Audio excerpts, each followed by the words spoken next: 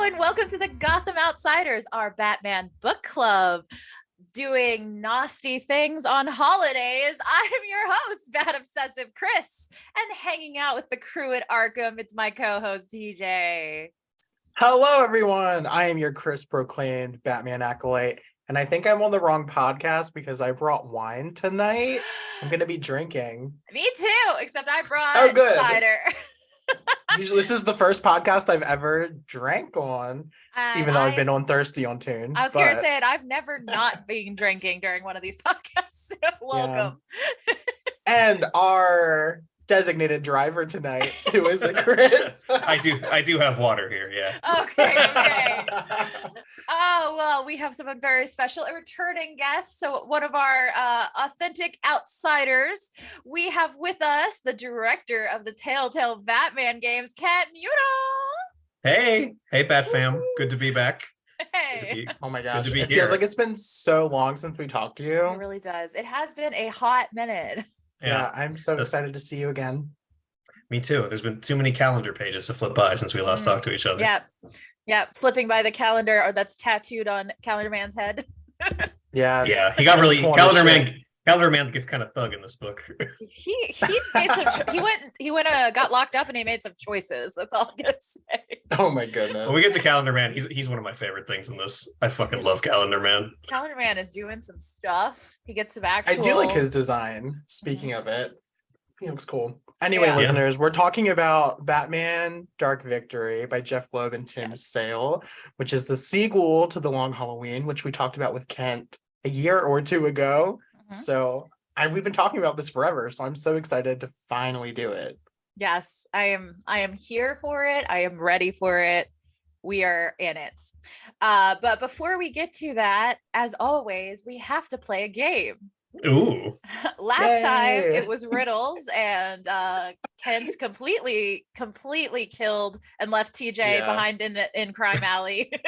We were just talking about this to someone, and I was like, "Oh, I remember how bad I did." But I suspect you'll have an easier time with this one because we're going to play a much more fun, a bit of a party game. We are going to play Would You Rather. Ooh. Yay. Yes. Let's party, baby. I'm ready. So both of you can answer for any of the prompts that you want to. Probably both of you should answer all of them, actually. We'll see, and then you can explain your answer. Just have fun with it. So would you rather, if you were going to do a bit of Harvey fucking, would it be this one? Or would it be the one from Telltale Batman? I would have to... What? Sorry, Telltale Batman. Man, I would fuck Telltale Batman, Harvey, I think. I am shook. Maybe it's just been a while since I played Telltale, but I don't know. There's just something about the Tim Sale drawn Harvey Dent that gets me going.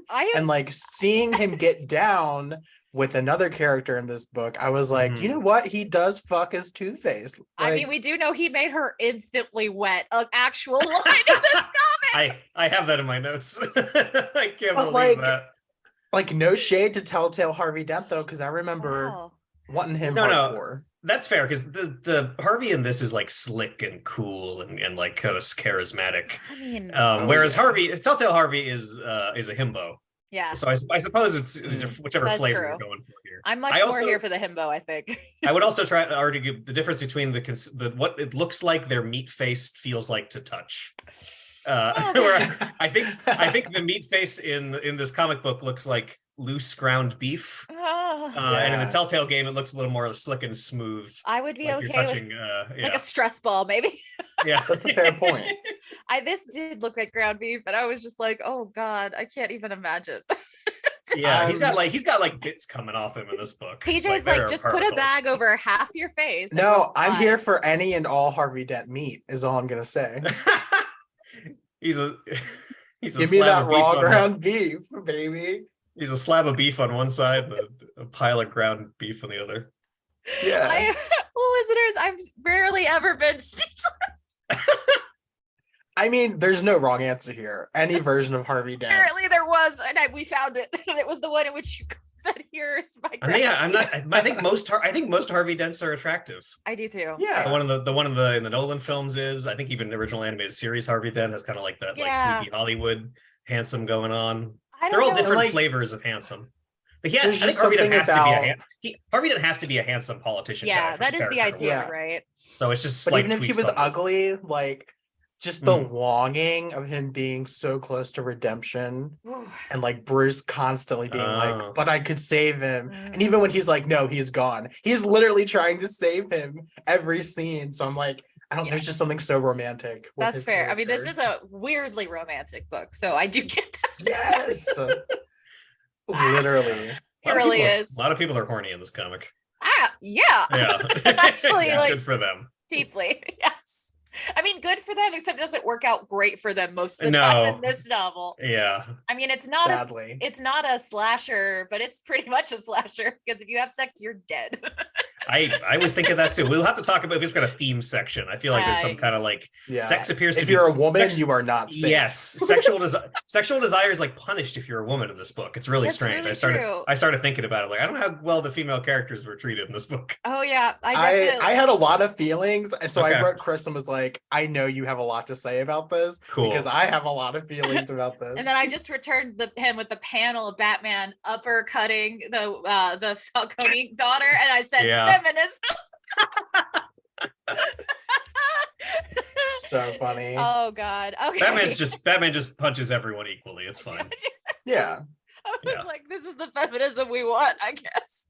Do you make a note about the part where Selena? There's a shot of Selena's hand like pushing a men's bathroom door open. Yeah. And she like ends up destroying that bathroom for the patriarchy. I know. I love that for her. Yeah. She can do anything she wants. I'm right there with Alfred. I can let Selena do what she wants. She did like vanish for most of the book, but apparently she has a spin-off. So like I've heard that exists. I've never read that. I figured she was doing something because she appeared to just disappear and then just come back with no real were you, babe? I want to maybe we'll do that to complete our trilogy. I'll have to read it. I've never seen it. Yeah, I've never read it. That'll be something. Some things in this book feel a little more like, I don't know if I should talk about overall assessment writing, but this book feels a little more like corporate meddly in some aspects of it. Yeah, it does. Like the Selena they probably because the comic books are coming out at a certain time, they probably wanted to publish that Selena series, so she had to exit this series, then come back and do her own series and come back. And I also think the addition of Robin is a little suspect, but we'll talk about that more. Yes, oh my god, I have so many thoughts. Yeah, it was very shoehorned in there. I know. I was like, a lot more. I was honestly surprised. It's like the next arc was going to be written by not them or whatever. Like now Robin has to be in there by the time our book starts. Or whatever. It feels like that. Like, he was on the cover. I expected a lot more. Yep. Anyway, yes. Who is my next? Our next challenge. Okay. So next up, would you rather, if you were to be Selena Kyle, do you want her outfits from this book or her outfits from the new Batman movie? Very different. So in this one, she's really stylish. She's kind of a fashionista. And that one, she's very dark and kind of weirdly more noir than she is in this actual noir story. What do we like? I guess I kind of lean this book, but also I can't really remember her outfits from the Batman outside of her Catwoman suit. Fair. But I do like the like old Hollywood kind of style. I just like that for all Batman stuff. So seeing Selena dressed up that way, and this does it for me. I really did like her costumes in this. I'm not gonna lie. I took a lot of screenshots of them. I'm like the complete opposite because I can remember her outfits from the movie, but I couldn't tell you a single outfit she wore in this book, even though I just read it today. I'm thinking of, she's lounging around in kind of a bathing suit at the Wayne Manor. Oh, she shows up at the pool. She's very fashionable. Yeah. Sunny daytime outfit. Right. She's got like she wears a leopard print dress at one point. Yes, she does wear leopard prints. Oh, it's so funny. She leans into the old Hollywood glamour. You're right, because she has like a boa. She does all of that in this. So yeah. I have a thing about wigs though, and she does a lot of wigs in the movie. So I don't know. I like that she changes her hair color in the movie. TJ has a superpower. He can spot a wig in any movie. It's hilarious. He'll be watching something and he's like, wig. It's all wigs in the big movies, right? Like none of those, no major female actress is using their real hair, I would think, for most of the time. Unless it's like really short. It might be half of their hair. Yeah. My favorite is extensions when they're really bad. Yeah. But we were just watching a superhero movie. Was that No Way Home? It was No Way Home. And TJ was like, look, his hair is moving. It's not like the hairline is not the same from shot to shot. When I think of wigs in movies, I immediately think of the Fantastic Four movie, and how you could tell the reshoots from Sue Storm's wig. She has different hair in the later shoots, and it's like a. Are you talking about the first one? Yeah, the most recent one. Oh, the most recent one. Yeah, because the one that like Fan Four Stick. Fan Four Stick. Yes, Fan Four Stick. Fan Four Stick, because it was clearly intended to be like a darker horror film, and at some point they went, "Oh shit, this is too depressing," and they shot like new wacky stuff of them like punching Dr. Doom in a city, and that stuff. Her hair is like oversaturated. It's almost like neon yellow, like it's like bad. You're like, like They never. We have to talk her wig in the second one with Silver Surfer, and her wig is just terrible. It's like a bleach blonde, really fake wig. Jessica Alba. The other one. Yeah. Oh, I know. I couldn't not mention it. You're right. Sounds like every Fantastic Four movie wig problems. Has never done well by poor Sue Storm, even though that is a blonde actress. So why did we do this to her? The Rock Man looks great. They can't get the wig right. They can't. Yeah, there's a human Rock Man, but the wig is too much. We literally lit Chris Evans on fire, but the wig we can't. This is a Fantastic Four podcast, right? People in spandex, it's all related. All related. Yeah. All right. So would you rather live in the Gotham of this world or the Telltale Gotham? They are different. So I feel like less of the Telltale Gotham is 100% as crime infested as the streets appear to be in this. That's true. There appears to be a gang war. There appears to be some kind of gang war every other week in the world of Dark Victory. I know. Telltale Gotham Batman has like one or two, like they blew up a building once. But like it doesn't appear like if you walk down the street, like you're an entire mafia descends on you. So I think Telltale seems a little safer to me. It's true. You can't throw a rock in Gotham on this book without hitting 12 mobsters. Well, the entire sewers is full of supervillains. Like they could literally pop out of the ground. I have so many notes about how overpopulated the sewers are. It's wild. I feel like there should have been an aggressive subplot about Gordon going to like the municipal manager of the city and being like, fucking take care of the sewers. Clearly no one's maintaining those pipes or turning the valves down there. I feel like Harvey can set up multiple offices. There's there should have been an entire subplot of people's stuff backing up from all of the random shit that they have down there. A whole office blocking pipes, and people are just like, why can't I flush my toilets? It cracked me up when Batman went down there and was like, oh, there's some water damage, and literally it was flooded up to like his neck. That's one of those moments where I was like, he's the world's greatest detective. He's the world's best one. That was definitely one of those moments where you're like, did they write that and then draw it and never think to go back and edit? They had to. There's a little water damage. The water's at his chin. But no, I agree with Kent's answer. Yeah, I think that's the correct answer. Probably only because we didn't have the budget to make it look more dangerous. But that means it's true. But I had more fun in the Telltale Gotham too. Getting to make my choices. And this one, it was just stressful. It was stressful. Yeah. All right. So this is instead of a would you rather, this is a much broader question than which Gordon, movies, comics, this one, games, is your favorite? Who do you like the best? Like which version of Jim Gordon? Which Gordon? Of all existing Gordons. Yeah. Give me your best Gordon. That does get broad. There's a lot of Gordon. Fair enough. Fair enough. I loved the Gordon in the new Batman movie. I did too. But I have a really soft spot for the Dark Knight trilogy Gordon. He kind of has like the dad vibe for me. I think that's actually where I would go to that too. I just remember him seeming like the best guy. Yeah. Like I think all the best Gordons are like, it's like a normal guy trying really hard. Yeah. So we all agree it's just definitely not this one, right? Because that was definitely the point I was getting to. Oh, I like this Gordon well enough. I think he's trying. Some feelings about this Gordon. I mean, he's not a saint, obviously. But I don't know. I think I like this Gordon too, but he's not my favorite Gordon. I would say the Dark Knight one. The Dark Knight one is good. Yeah.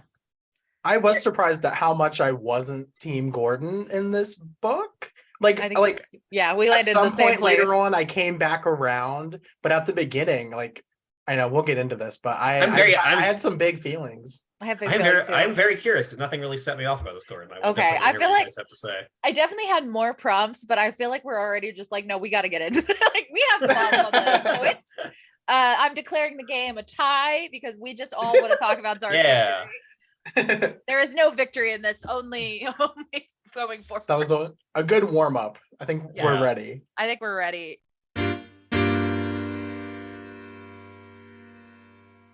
All right, where do we even start? Does anyone remember what the plot of the last one was? I was sitting here going, do I remember how that story ended? Well, the one thing I did remember for sure was that Alberto only did like 2 of the killings, and the rest were the wife of Harvey Dent. Yeah. Right. But like I knew no one else knew that but us. But then once we get into like opening the case back up and looking at the evidence and saying Alberto was innocent because of various things, I was like, why is he not bringing up the fact that he only did 2 of these dozen killings? I think he really did keep asserting he was innocent, right? I think that part of it, there's one character who does know, and is it Calendar Man that knows? I think it is Calendar Man, right? Calendar Man knows everything. Because they have their gimmick of Calendar Man. Kangaroo court going on in the sewer. Yes. And he starts to say, well, the person who really killed them, and Two-Face is like, shut up, shut your mouth. Yeah. I'm not asking. Because he knows that his wife did it. Yeah. But no one else knows except Calendar Man, apparently. Right. But I did think it was interesting that was literally the only reference to it being Gilda, and everyone else was like, okay, we're moving right past that. We're not going to touch that. Yeah, I mean, this book clearly just didn't want to. They're like, we're doing this new story now. It doesn't really matter. Was it new though?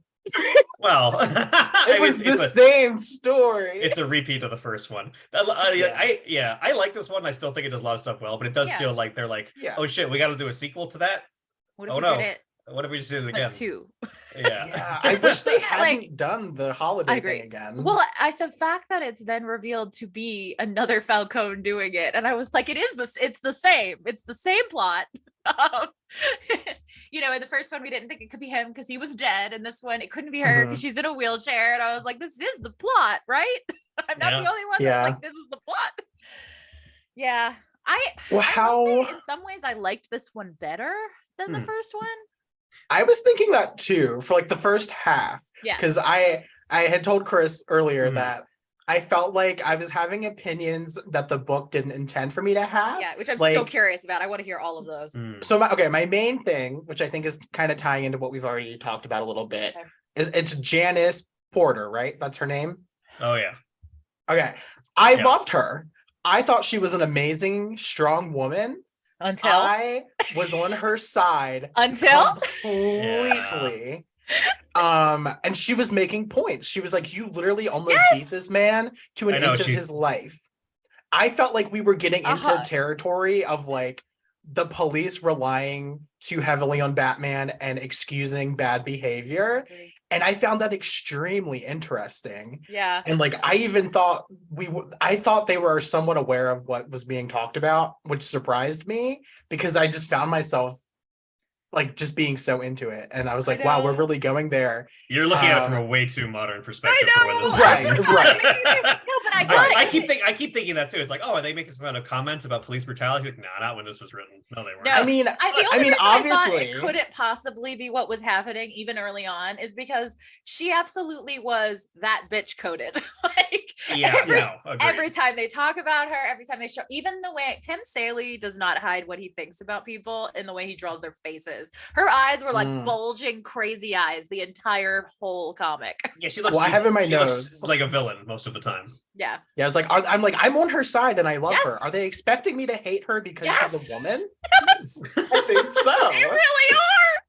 She's a woman who is rude to Gordon. And I was like, yes, but he's being an asshole. And like, I understood, like, I thought maybe she was being manipulated by someone, but I thought she was trying to do the right thing because like, she was making a lot of good points. Yes. And I really don't like that she basically gets completely discredited. More than basically, she's literally helping do everything. Like everything she was saying, I felt was correct in terms of ethics and the law. Yeah. And then all of that gets thrown out the window because, of course, Batman has to be in the right because he's Batman and this is a Batman book. But I think it would have been more interesting to be like, hey, you've kind of lost control and you're hurting people and you're going too far. Because this Batman reminds me of the one we get later after Jason's death, where Tim Drake has to pull him back from the edge, right? Like this Batman is violent. He's really acting up. He's being like kind of foolish. Like he is honestly like not in control. And we know it's obviously because he's deeply in love with Harvey Dent, obviously. But I mean, some of that's on purpose because the fallout from the last book. Sure. Because he's I don't think you're supposed to think he's doing a good job in the first half of this. I agree, which is kind of why it's so wild that they then expect us not to be on her side when she's like, he's out of control. And then, but she's a bitch for saying so. Like, what a nag that woman. It just seemed, to me, it felt like there was a complex conversation going on between her and Batman because, I could see both sides of it. But then halfway through, it did feel like her side was completely dismissed. Once, so that kind of disappointed me, but I really thought it was going there for a second. I know that would have been good. I do think she's the worst thing about this book, the way they handled her. I mean, there are two women in this book, and they are both the winner. See, at least Sophia is just a straight up villain. Like I kind of dig her. I actually kind of think she's badass. Yeah, she is. But they're not twisting up with her. She was never appeared to be good. And she goes to really extreme lengths to get her revenge, and she's very.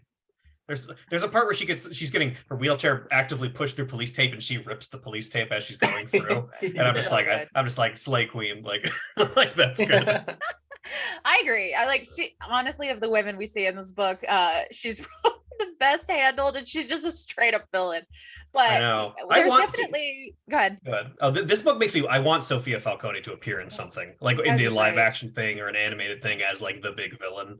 I would love that. I think she's a very untapped like potential for future adaptation. I think she just got casted in something. I think it was like the Arkham show coming out or the Penguin show. I think she was in Gotham or something, but she's just like a normal, pretty looking lady. And I'm just like, oh, okay. I want her to be an actress. I don't know. I have to look it up. But I want her to be portrayed. I want her to be portrayed as a big muscle lady. Yeah, because she's like she's as big as Batman. Like she is.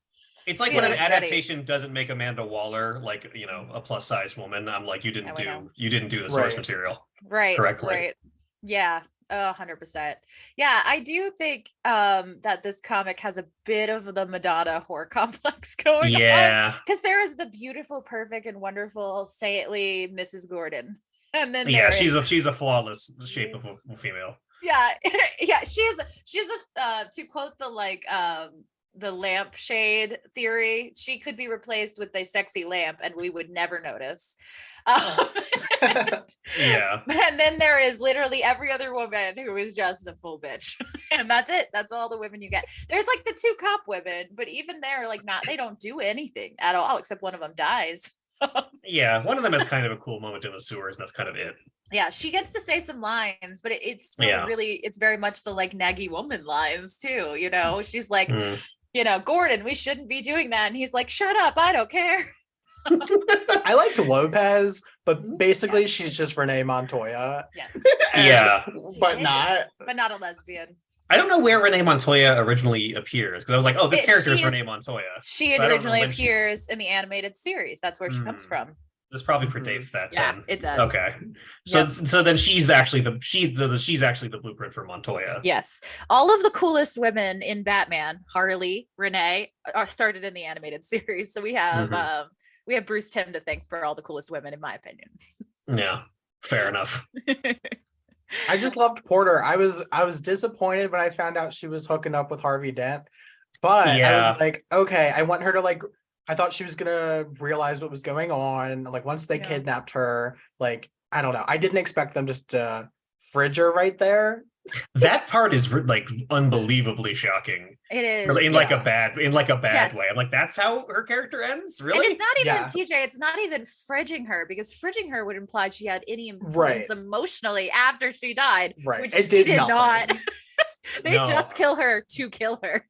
Her death only serves to make Harvey look more villainous, like Two-Face look more evil, and we already knew he was evil. Like, I assumed he would kill a goon. I mean, Batman villains kill their own goons all the time. Sure, so not a super unique evil. Yeah, we don't even know like what the point, like what was the point of having her. I really don't know. I looked her up on the wiki, DC wiki, and one of her trivia facts is that she's one of the only characters that Two-Face hasn't had to flip a coin over killing, which means that both Harvey and Two-Face were in agreement to kill her. And I was like, damn, that's brutal. That's awful. So wild. Jesus Christ. Man, that guy has to flip a coin to go use the bathroom, as we learned in Arkham Asylum. He didn't have to flip a coin to kill her. That is wild. She deserved better. I think so. Better. I think so too, because I think she's a great idea for a character. And her setup is good. Yeah. I liked a lot. There's like a portion of it where like Jim's starting to respect her, and he starts calling her Porter, and it's like their relationship they start to warm up to each other from the bit. And he keeps trying to throw bones to her, like, why don't we go have holiday dinner together? And she's like, bitch, I don't need you. And I was like, I love her. But I was like, Jim, did you not learn your lesson before? Do not get involved with women. I know. I really was getting ready to be like, he is not about to have yet another affair at work. But I loved that she was like, no, I have someone else. Get out of here. Like, I was like, yeah, tell him his place. Like, was it the long Halloween where he has an affair? Or was that year one? It was year one. Okay. Yeah, I don't remember that in long. I was getting ready to say, I couldn't remember. I just remember being annoyed about it. I didn't remember what story it happened. Jim Gordon has an affair in year one. Yes. Yeah. He sleeps with his secretary, and then he transfers her as a way to help. You know, he's full Me Too. Holy crap. He makes her lose her job. That's a bad Gordon. Which we find out basically happened. That basically happened with Porter, just with Harvey Dent. Right. At her college. Yeah. And I was like, no. It was like the same thing. Finding out that he was her professor, I was like, oh, so he's a predator, and then she gets killed. Okay, cool. And she had to transfer to another school once he got married. I'm guessing because she was upset. But it's actually wild she's not treated like a tragic character. Because she's tragic. She's been manipulated and she's literally been groomed. Yes. Because she would have been 18, right? Yeah. Like she was a kid. He groomed her. Like, this is super gross. But instead they're like, yeah, well, she got what she had coming, huh? I know, that's fucked up. They should you could make little tweaks to this and make her tragic, and I think she'd be okay. I think so too. But she's weirdly treated like an antagonist most of the time. Yes, and I think it would have been really powerful at the end if Jim was like, you know, if you get to see a conversation with him and Batman kind of going like, you know, she made some points. We need to make some changes, rather than him being like, I love how the police are such a boys club and we care more about our deaths than anyone else's. Yeah. I mean, I could have easily seen her filling in that Harvey Dent role of their little trio. Like, I would have loved to see that. That would be cool. That would be cool. Cute. Yeah, because that was definitely the theme, right? Is that they had that trio, and the whole book is about how both of them, there's a spot in their heart that's missing. Yeah, their lives suck now. Yes, the Harvey-shaped hole. But it's okay, because now he has Dick Grayson to unhealthily be used for his emotions. Oh, that's so bad. Yeah. So I think Porter was a great character, but I think she was like an accidentally great character. Like, I think they were trying to write her like the bitch, as you were saying, but it just made her seem like a strong woman. I know. Not a terrible character. Justice for Porter. She's I going. agree. She's going in the same box as Talia on Gold for justice for characters that these comics cannot seem to stop making into bitches. Oh, Well, jeez. it made me laugh when we like first meet her. Jim is like, "Oh, here's Janice. This is her deal. She's from this city where she had Yeah. years of experience. She's Yeah. very experienced, but you know, it wasn't Gotham." And I'm like, "Just tell me it's because she's a woman." Like, He's like, we tried to pick a trained monkey that was a man to replace it, but we got this experienced woman. yeah, so much experience, but you know, I was like, "What? What, Jim?" Just say it. Okay, I'm done with Porter. Oh God. I do yeah. like her. That was my biggest takeaway, though. No, you're Pour- so right. Pour one out for Porter. Pour one out Yeah, for Porter. literally. Oh God. Did we think Batman was a bad detective in this book? Yes. Yes. I was shocked. I had like a meta thought about this because I remember I saw the Please. Batman, and I feel like one of the most galling things about the Batman is how much Batman doesn't solve the mystery, and like Gotham City is destroyed, like literally leveled by a tsunami at the end. I'm like, wow, he really didn't solve the mystery. And that effectively happens in this too, because the Yes. writers need the whole crime. Like, he doesn't save a single person from getting killed, except like No. or Harvey, really. He literally Um, shows up multiple times and yeah. he's like knocked unconscious or whatever at the scene of the crime. It's like, I mean, that is kind of a formula for a detective story. They keep Sure. showing up at each new murder, and it's like maybe there's a twist in the formula where they save one victim or something. Yeah. But he saved no victims. He didn't even save Gordon. It was Didn't Harvey. even save Gordon. No, he was bad about I it. love the honor system with Harvey, where he's like, "You promised me you won't try to escape Arkham when I leave this room," and he's like, "I Yeah, promise." sure. Fingers Closed crossed. the door. Yeah, he should have closed the door somehow. I don't know. My What dude. a chair. Maybe put a chair. The way that Well, he that's literally after Batman's like, "Harvey's gone. You know, can't I have trust to him cut my anymore." losses." And then literally he's like, "Can I trust you not to escape Arkham?" And he believes him. I guess you could put that as a character flaw. He's trying to Yes. trust Harvey again. It was just absolutely. funny. It was Yeah, funny it is, though. but it I is would have loved, objectively goofy. Yeah. I would have loved a narrator moment where it's like, "Can I trust you?" And the narrative's just like, "He can't." Oh, Just like, did I miss something when Alfred was like, "Hey, tell me about the order of the killings," and then he like messed it up really bad? no. Was that something with what was going on there? Okay. He had residual Joker, like Scarecrow fear toxin in his Yes. system that was making him bad at stuff. It was hilarious. Okay. So what's happening there and what Alfred is like pointing out to him, because you have to lead Bruce gently to the fact that he's wrong. You can't just tell him he's wrong because he'll flip Yeah. out and punch a computer. Let's not forget. I can't believe he punched the back computer. That's going to be expensive to fix, man. I was like, wow, the fragile masculinity is on display. But he had to like lead him to the idea that he was wrong. And it's the weirdest thing because he doesn't have a big effect from the Scarecrow poison like usual. Apparently Yeah, it this is was a weird. special Scarecrow poison that only makes you have like anxiety. Like, Yeah, Okay. he just, Like, that's he just what I hurt him up a thought. little bit. It's really I strange. thought I missed it, though. Yeah, no. because it could have just been a character thing too. Yes. Like That's it's what I actually thought. it's actually weird that the Scarecrow toxin caused something that it Yeah. feels like he would have already been fucking up naturally due to all the stress and the lack Yeah. of trusting people stuff that was I going on thought- I thematically. really thought it was going to be like, you're too emotionally invested in Harvey that you're getting clouded or whatever. But no, it was Yeah. Scarecrow gave you mild anxiety. It was weird for me because I thought he was Mild doing a anxiety, bad guys. job even before the Scarecrow I part. mean, you're not So wrong. like, He really he was wasn't. relying on Riddler to solve the puzzles or whatever. Which, by the I way, was like- he did, but Batman Yeah, I was, was like- too aggro to listen to him. Batman couldn't do it himself. I was like, oh, okay. I love that Riddler comes back and he's like, "No, I got it." And Batman's like, "What if I just punch your face in a couple more times and leave?" And I was like, I got, like, shut up. I did the thing. Well, and then the one puzzle Dick solves in like 2 seconds. And it Yeah. was like, man, that's embarrassing, man. Like, That's I why he was didn't tell me he did a good embarrassed. job. He's like, yeah, okay. Like no fear toxin at that point. What's your No. excuse now? But I mean, I do think like the overarching, if we're going to talk themes, was coming around to the idea that Batman alone can't be a good detective. Like he is not trusting people because he had his heart broken. It's, you know, the hole in his heart that's Harvey shaped. And so he stops trusting people. So he's not even talking to Jim. He's not talking to Alfred. And so he's not actually a good detective alone, apparently, was I think what the point was. And that he gets, you know. No, that makes sense. Though I think that they really, like you said, shoehorned Dick in at the end and then give him like this, at least I'm not alone now. And I was like, that wasn't earned. The ending is super cheesy.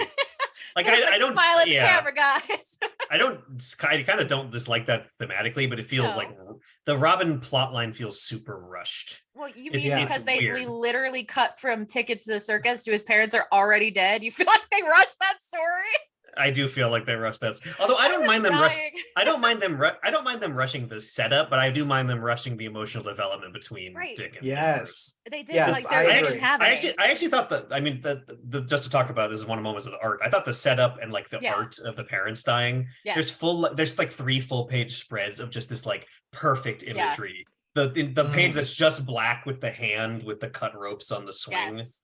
Like there was like 3 pages, they told you the whole story of the Grayson death, and like it's almost like one of those like we all know this story already.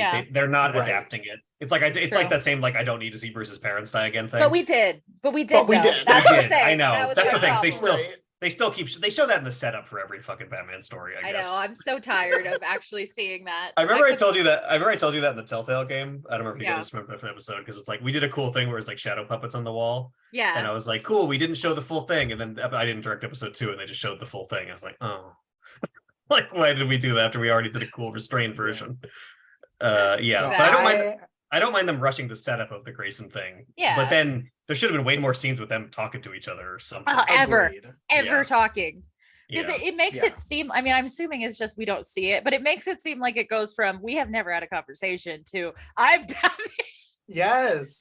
Like you mentioned going straight from the tickets to the death. Yes. Like that surprised me. Yes. But I was like, okay, this story has been told how many times now? I understand if they don't want to tread that territory. I was a little disappointed because I hadn't read it a ton before. Yeah. And in terms of like this secluded story, I wanted to see this version. But I was like, okay, I get it. But then as you guys are saying, like the lack of development between those characters, like I would have loved to have seen Bruce like deciding to adopt him, like meeting him for the first time and just having at least a scene or two. I agree. That's the weird part. The adoption being skipped is weird. Right. And it feels like because the reader then has to infer so much about what the fuck Bruce's motivations were for doing that. It's such an objectively weird thing to do. He's not related to this kid. Did he buy him? What happened? Literally. I did like that. Dick being with his parents' bodies very heavily mirrored Bruce with his parents' bodies. So like that worked for me, and like, oh, like that's why he wants to adopt him. Like I get it. Yeah, and there was some like really good emotional moments between Dick and Alfred. Like they get the growth that we needed to have seen with Bruce for the ending to work, I think. Was there's all of those like I should have said this when Bruce was young. There's a lot of like Alfred fixing his mistakes that was really charming. Yeah, Bruce does not talk to this kid. No, it's hard. I don't know because the emotional arc of this story, if you take Long Halloween in this one, it should have been Bruce and Gordon, right? Like that's what we get built this whole time, but he doesn't get an ending with Gordon. There's no conclusion between them, really. He says thank you. I guess that's a conclusion. But is that kind of it? Yeah, I'm trying to remember. Did they really talk at the end? Barely. But there's no like emotional conclusion. There's no like, how do we move on after a Harvey? There's none of the conclusions, the actual emotional stakes of the story. There's just I'm not alone anymore because I have Dick Grayson. Yeah. And I don't like that at the end it leaves it at because like their trio was one of my favorite parts of these 2 books. Mm-hmm. And at the end we leave on the note of like, no, he might be dead, but it doesn't matter because Harvey was gone anyway. Like no. Yeah, I don't it matters. That. It matters a lot. Yeah. I guess Bruce and Gordon have both gone on to sort of build stuff for themselves and not with each other. Yeah. Which is I kind of can get as like it's like they're only going to think about Harvey when they're together sort of thing. Yeah. So it's kind of hard to that probably if that is ever repaired it would take a long time because there's scenes I'm just checking the end now. Gordon's Gordon is trying to get Lopez to be the new chief of police and stuff like that. Yeah. And Bruce is with Robin, so they kind of have their own little. And Gordon kind of made his little super team. Like they're kind of building their own new support get networks. it, but it feels like it doesn't actually conclude what we were building through the story. Like, no, I agree with that. yeah, I don't know. There should have been a more, even if their choice was to not get back together, there should have been a more Yeah. important Gordon Batman. We needed a proper breakup. Yes, yeah. We needed a Bruce. I'm seeing other people. I've formed a team. Batman You have a is- child. I don't have room in my life for another kid. Gordon's looking at his phone. Batman has clearly read his text. He's not responding. He's been ghosted. There is no emotional closure to their relationship. The red Not- receipts not are on the cool. bat phone, and he's like, "Oh, I see that little fucking check mark, Batman. I know you read it. I liked the scene where Gordon was doing his thing in the sewer and Batman was like, I'm gonna stay in the shadows because Yeah. I respect He's him. got But then that. he's It like was- saving his ass from the Mad Hatter. yeah." Yeah, so like funny. they were not prepared to fight 8 supervillains with like 6 normal mean, people with who- guns. Who is prepared to fight all 8 of them in the sewer where they are clogging the pipes? I mean, In particular, no one is prepared to fight Mr. Freeze because he's magic. Like, Yeah. like how no one can deal with Mr. Freeze's powers. They're so Yes. ridiculous. I love Mr. Freeze in this because he seems like he is just on a whole wavelength that no one else is, which is so funny. So all the villains are like, "Okay, we're doing this for money. We have this plan with Harvey," and Freeze is just like, "If you're not doing it for love, I have no respect for you." Well, he's the one who's like, where are those Yeah, millions yeah. at? Yeah, I know. Yeah, he was the only one who had his head on straight. He needed the money He was like, Yeah. for his frozen wife. I am here for one reason only. I'm not getting caught up in all these emotions." So Wait, now I'm Love confused Freeze. about the timeline. Because wait, I thought Modern Mr. Freeze was also made by the animated series. no, the backstory stuff is like really done in that, but he's not made by them. Okay. He existed, he just wasn't as deep. Did he have Um, frozen wife still? Because what's he talking about here in the comic? Why is he talking I about can't love? remember. I can't remember because he 'Cause really I- it seemed like he did, right? So It seems like he's referencing Frozen Wife I without think saying it out that loud. is what I Yeah. thought too. Yeah. I think No. that's always been a part of him, but like I think the reason people associate him with the series is because he got the like long episode that's really deep and made everyone Yeah. affectionate for him. But I think he may have had the frozen wife always. Okay. They just did a really good not sure. adaptation of the. I think so. the- Because the otherwise, facts of him. what is he talking about? So, he just loves love, man. he just loves, I'm in love with love. I don't know what to tell you. Yeah. Speaking of that, can we talk about Harvey and Bruce?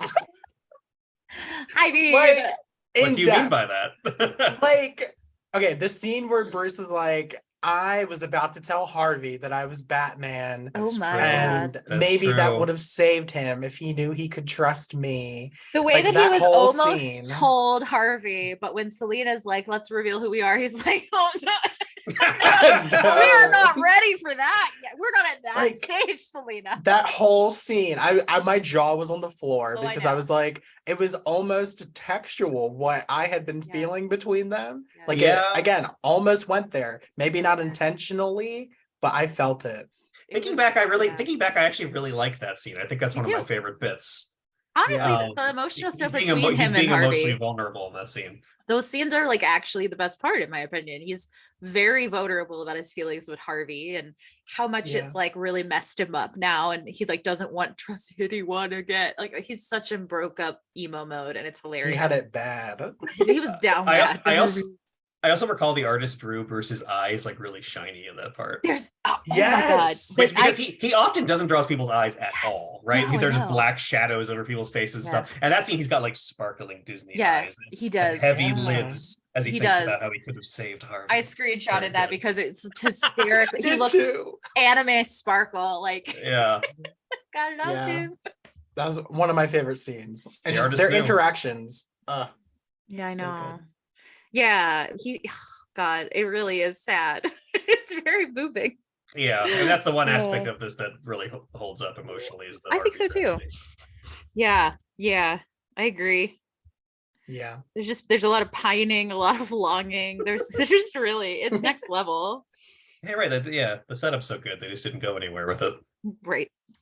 Right. Oh, well.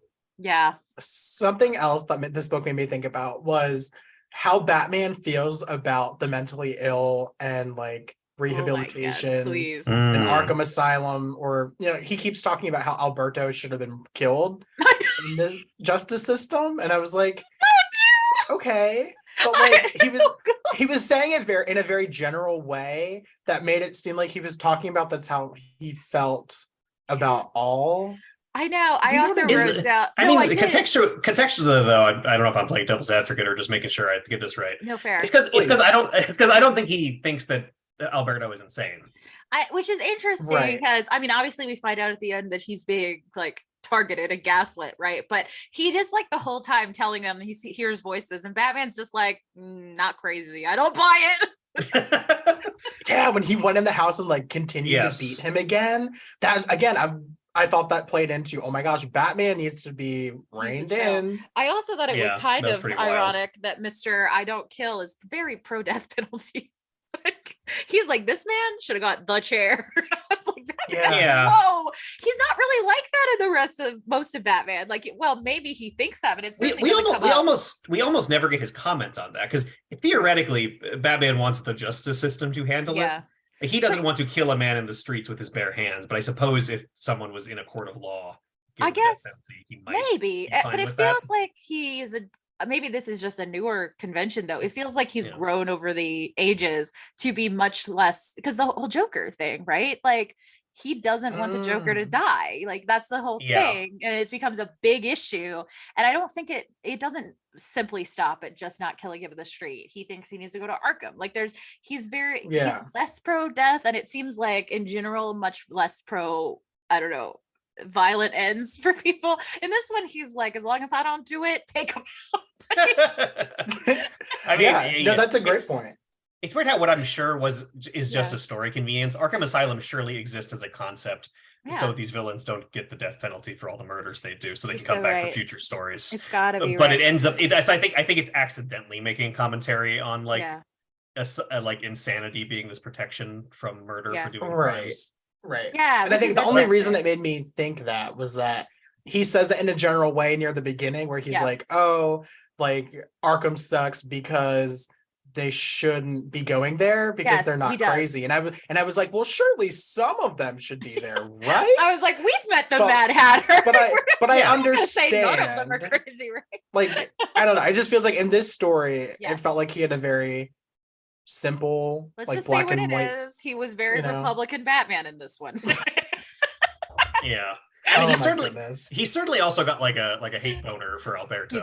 He because does because of the previous comic. Yes, because he's true. And I don't know how much I guess I don't know how much this Batman believes in redemption of any sort. He doesn't seem to. Because he's like, if Alberto like touches a gun, he's like, that's it, he's doing crimes again. You get him, boy. I know. And that was one of those parts where I was very on Janice's side, where she was like, he was like projecting himself objectively. Completely right. It's weird. I mean, it is Batman's not wrong. It's weird that he got another nipple gun. Sure. But his nipple gun. Another gun with a baby bottle nipple on the front. It's like, why did he have that particular gun? Because it's the same gun he used for the murders. This could have been like the nipple killer instead of another calendar killer. Another calendar killer. The nipple gun killer. He only kills when it's hard. He only kills when it's cold enough outside for people's nipples to get hard. That's when it's time. That's when he does his murders. He's like, it's time. At some point in this book, when it was like, wait a minute, have we noticed that they're only killing men? I was like, I don't know. Let him cook. Lopez was doing great. Only the men in the system have got high enough to be as corrupt as these people they're killing. Yeah, because they keep transferring away or killing all the women who do anything. That's true. Okay, tell me if I'm wrong. If I'm wrong. Okay. I was convinced that these police officers were being killed because they were corrupt, but then by the end, it was like, oh no, it's because they all helped Harvey Dent coincidentally. It was literally a coincidence. Yes, it was, because that's what Bruce is thinking the whole time, and part of why he's getting things wrong. But then they start killing innocent cops. It's just the problem. Right. The problem is that it's Gotham, right? Because you can again, if you throw a rock, you're gonna hit a dirty cop in Gotham. So it was a false correlation. They just all that made me angry, because once he explains at the very end, like, oh, these were her motives, I was like, but I liked the other motives better. I thought that was more interesting. Yeah. But was that was the motives of the killer in the first book, right? Wasn't it? Well, no, it was mobsters in the first book. It was mob stuff. Okay. It was mob stuff. This time it's all I don't know. Okay. It's fine. I was here for the dirty cops getting murdered. I know, because that feels like that theme. I guess it's not that, because that's something Harvey would do. And like Harvey, like Two-Face would kill all the dirty cops. Like that's something he would definitely do. And initially, like she's doing it. She's trying to do it to frame Harvey, right? She's destroying everything Harvey did. So initially, she is killing the dirty cops, but by the end of it, she's also just killing people that helped Gordon. So like let's be honest, she didn't stick to her own plot. She went off script. That's why she got caught. If she hadn't gone off script, they would have kept thinking it was Harvey. Yeah, that's true. Yeah. I mean, she was keeping up the smoke screen until almost the last minute, and then they got her. And she's like, just kill the good ones too. I know this is like a modern classic, and I do think it's good. I think there's a lot of good things in here, but I feel like we were on the verge of something very complicated and interesting with the dirty cops and the Janice Porter character. And like, it seems like there was a really good plot there. And then halfway through, it kind of fell apart. Yeah. It feels like typical sequel problems. It's like there's too many stuff they have to throw. They don't. They're doing something similar after the first one, but they're throwing a bunch of new elements in, and I don't know what the production schedule was, but they didn't have time to make sure it was all. And it was not. It's because people reference this, and I think there are definitely things in there's stuff in here that like influenced future Batman stuff. Absolutely, yeah. Like the trial that happens in the sewers. I think there's an animated series episode that's literally that. It's like the Scarecrow court in the third Dark Knight movie. Yes. Yeah. But I really feel like the first one, Long Halloween, is like they did exactly what they wanted to do. Like it feels cohesive and thought through. Yes, I agree. I agree. Even though there are parts of this that are really good. So yeah, for sure. No, I really like this. Like up through the first half, I was like, maybe I like this more than the first one. And I got messy. And then by the end, I was like, you know what? I think the first one had a tighter plot. But like, I still liked it a lot. Because it felt like that we were 12 twists deep. It was almost like there's that SNL skit. There's a lot of twists where they're like everybody's shooting the other person, and then the next person's like, "But I have a gun too." That's what I felt like this was by the end of it, which was like, "No, but wait." Yeah, and like the Gilda twist at the end of the first one was good. While it felt tacked on, it was a very satisfying final like. It didn't figure it out. And we did spend 15 minutes of that episode trying to figure out what happened, to be fair. And I'm still not sure. Yeah. But that feels like a good it's the Inception spinning top or something. It's like it's a little mystery at the end of the mystery just to make you go like, huh, exactly. Who really did it? And that's cool. And this book even goes out of its way to not confirm again. Like aggressively ignore the question of who actually did it in the first book. Yeah. Also, I want to talk. I would have spent like 5 hours talking about just the sewer villains. I'm obsessed. I did like the gang. I did love the gang of sewer villains. I again love how Harvey's able to ringleader all these psychos into action. Yeah, that surprised me. I never imagined him being that like kind of leader among the villains. But I love that there's kind of all these jokes too about like you're the one who put us in Arkham to begin with, but I was just very entertained by that. They were like, "Oh yeah, we know you from that time you put us in prison." Our buddy. I will bring up him resisting poison ivy. I was like, she kissed. There's a lot we could go into that. She kissed the ground beef side. I assume it just didn't work. Yeah, I guess she twisted her head and kissed both sides simultaneously, but we were shown the beef side. I was just saying, I assume his beef side protected. Either way, I know they were implying like, oh, he just loves his wife so much, but I was like, come on, no. Gay. Gay. I do want to see her try to kiss somebody gay at one point, just to learn that her birth magic is not everything. I think I wrote Harvey as a wife guy when I wrote that there. Oh, no, not a wife guy. The wife guys are all getting canceled. We know they're all getting canceled now. I think it was kind of interesting. And I don't feel like they comment on it because it's clearly Two-Face that is sleeping with Porter and not Harvey. Yeah. Well, I got that from because you can the book and the book thankfully has all their like they always have the dialogue bubbles different when one side is talking or the other, and I think it's always Porter is cheating. So Porter or Two-Face cheats on his wife, Harvey does not. Yes, well, I don't think Harvey was with because I guess Harvey wasn't married when he was with her, but he was her professor. College. Yeah, it was still creepy. Gotcha. Let's be honest. Okay. The one thing you get like about Harvey is he was never totally good or this wouldn't have happened to him, right? You don't go, a little acid in the face does not a supervillain make. No, it magnifies all his worst qualities. Right, that's always been the gimmick with Two-Face. Yeah. So he was already a grooming professor. Like he was not a good person, but yeah, Jesus. Ooh. Yikes. We believe in Harvey. I have two funny Batman quotes that made me laugh. Please. Okay. Taken out of context. I love it. When Arkham is being assaulted, he says something about a full frontal attack. And I was like, yes. He says specifically he was not prepared for a full frontal attack. Yeah. And then like a couple panels later, he's like, oh, the only thing I can do, or he says, my only choice is to pound away at him. And I was like, yes, Batman, Ooh. Me too. I mean, Solomon Grundy's a big hunk of man. I'm just saying. That was him pounding Solomon Grundy. Yes. I know. Those two lines. I truly have got to say, between Long Halloween and this one, I'm just such a team Solomon Grundy.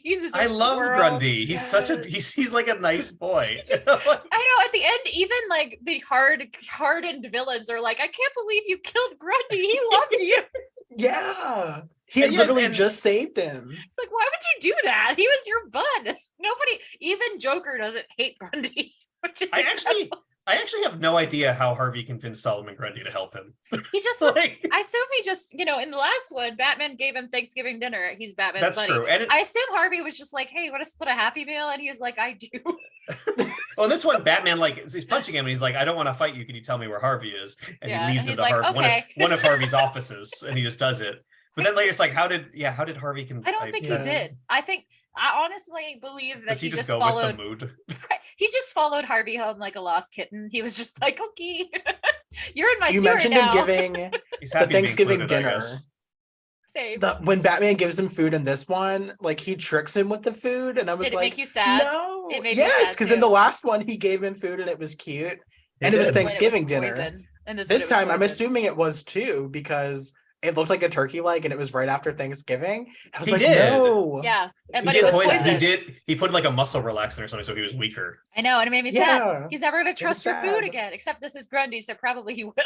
I don't think he remembers stuff. He's just like, he's down for it. He'll be tricked again. Oh, man. Sweet Grundy. So we have not talked about Selina Kyle yet, but I feel like we should spend a long time talking about her. Okay, let's get into it. Sure. I actually liked her better in this one. Not gonna lie. I think she's good in this one. I was going through my brain up, like the female characters were treated badly in this. I think she was actually probably the best one in the book. It's almost like because she has like the most agency and stuff. It's almost like because they knew she was getting a solo series, they decided to give her a personality. No, but I really did like her. I love how Alfred ships Batcat so hard. He was just like, invite her. I'm gonna make cookies and you're gonna take it to her house. I will drive you there and then I'll cheer you on when it works. Aww. What a long campaign to get Bruce to sleep with an incribly hot woman. He was just like so much work. You think it wouldn't be this hard? Alfred's like, I just want grandkids. I remember in the last book, when we were chatting last time, we were confused about if they knew each other secret identities, but in this one it's very clear that they do not. Which is wild. Yes. Again, Strange. Bruce Wayne, best detective in the world, huh? And I was like, you mean the girlfriend you have that purrs and meows at people not in costume, just in general?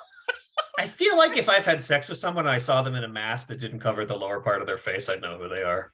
God, I hope so. Yeah. I think I'd know. There is literally a scene at one point where he's not here for this, but I assume she must do it all the time. Where Sophia, is that her name? Sophie?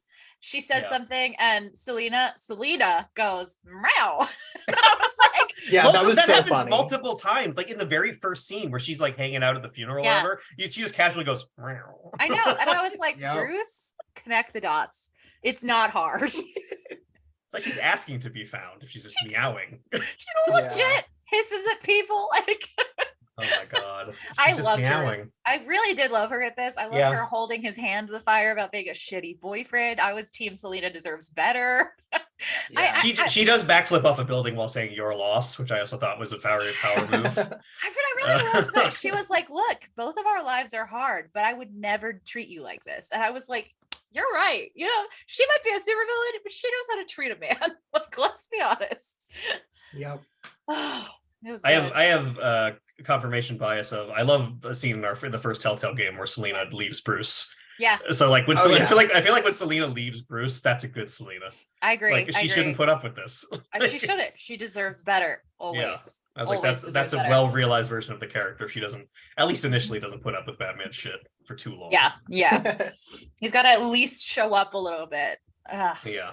Leaving her alone on Valentine's Day.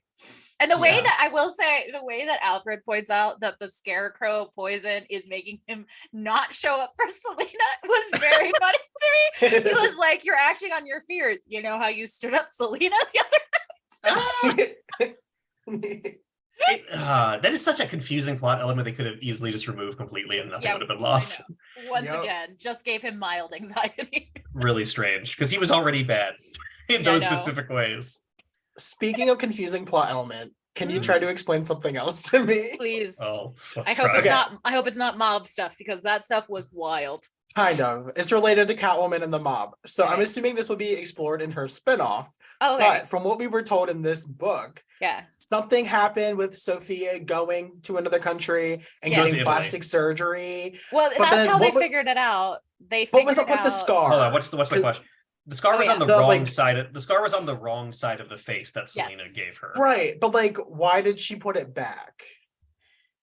To look like her father, who also had the same scar, which is also given by Catwoman. Oh, okay. See, that's what threw me off. She did it in like father solidarity, but I think it's like because she put it on the wrong side because she did it in a mirror. Catwoman was like something's up. How stupid is she? It's I mean, I kind of get it. No, but I think it's did so it match funny. his? Yeah, it matched his or no? It didn't anymore because she put it on in the mirror. It matched his. It's like that scene in Mean There was like Girls thematic connection. Like they Sophia, Catwoman scratched both Falcone and her in the previous book on the same side of the face. Yes. But then she rebuilt her face, and then she no longer had the scar, and she put the scar back on. It's like the scene in Mean Girls where Karen puts the K on in the mirror and then walks away, and it's backwards. I feel like I thought there was like an internet meme of somebody who was like, the Black Lives Matter activism got me, and they wrote like BLM on their face, like carved it with a knife, but they did it backwards because they clearly did it in the mirror. And it's like, oh geez. Like my dude. Yeah, that was exactly it. I had to like go back and reread several parts of that plot because it was so convoluted. Where she it's very complicated. I followed it up until the point of her doing it herself. I was like, but why did she do it on the wrong side? I didn't get it. They fixed her and she would not be fixed. She carved it back in. Okay. Yeah, which she just did for father solidarity, which makes no sense for her character. Because daddy issues is a theme in all Batman stories. Yeah. Okay, but I have a question now that I'm not sure. Where happened to Mario? Is he dead? Where does he go? No, he burned the house down at the end. He burned that. Oh, yeah. Okay, so he's sitting in front of the burned down. He's the inheritor of what's left of the Falcone family, which is nothing. So he's honestly, I mean, he's a bad guy, but Okay, I have questions about this. Is he though?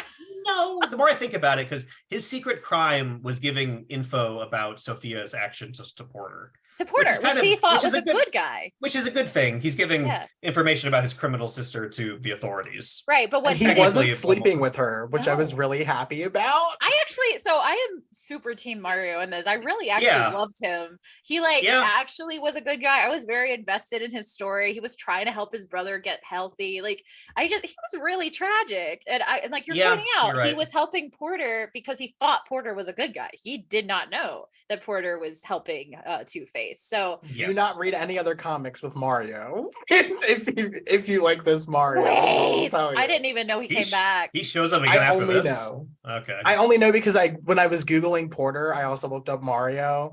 Apparently he teams up with a Gilda.